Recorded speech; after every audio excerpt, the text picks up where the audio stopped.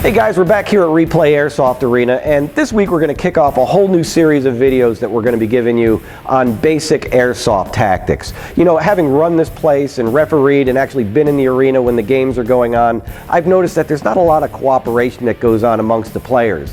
You know, we'll lay out the game for you and give you the tactical objective and the rules and so on, but once we start the round, usually everybody just sort of scatters and goes their own way, and they just don't sort of coordinate their efforts to achieve their goals. So the point of these videos is to give you some basic tactical concepts that you can use to work together and be a little more efficient in playing the game of airsoft.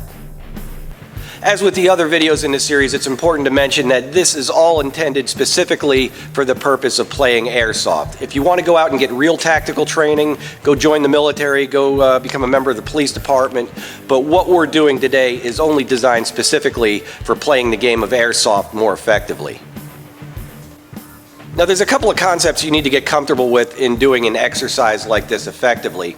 The first thing is muzzle discipline, so that you're making sure that the muzzle of your gun never sweeps any member of your team. So you always constantly need to be aware of where that muzzle is pointed, and if you cross somebody, you get that muzzle up and then back down so that you're never crossing them with the muzzle of your gun.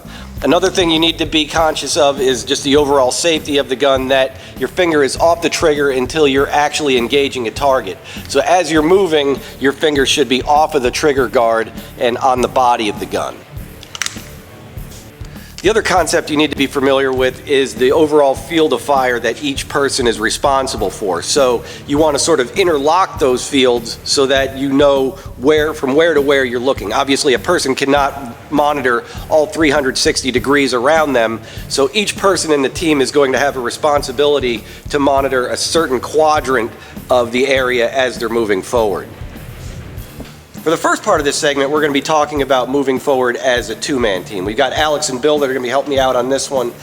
Now, some of the things you need to keep in mind as you watch this are, number one, they're seeking cover as they're moving forward. So they're always looking for the next spot that they're going to be moving to as they leapfrog forward.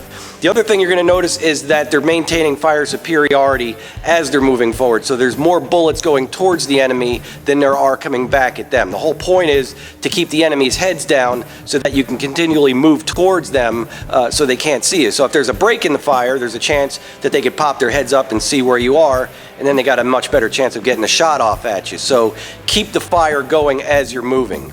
Each guy is going to move forward to a point where they've got good cover and they're able to provide fire. At that point, they're going to motion or make a signal for the other guy to move up, and they will just continue this process until they reach their objective.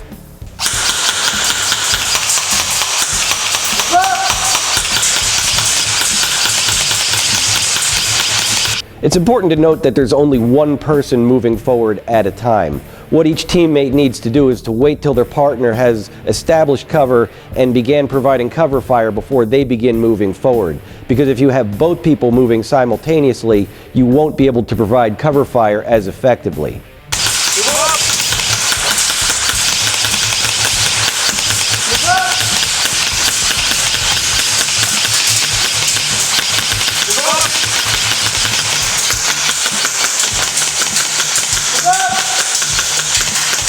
In this next segment, we're going to look at the same scenario, but with a larger team moving forward. Pay attention to how it changes the dynamic of how the team moves forward and how they're able to cover more of the field efficiently. It's important to note at this point that although these guys are working together as a four-man team, they're paired off in two-man teams. So each guy has a wingman that's assisting them not only with providing cover fire, but also scanning for potential targets. Now at this point, it's important to note that the last guy in line turns his focus to watch the 6 o'clock position. This is to make sure that you're not flanked. So as the team moves forward, whoever has the last position is responsible for covering the 6 o'clock to make sure that there's nobody coming up from behind.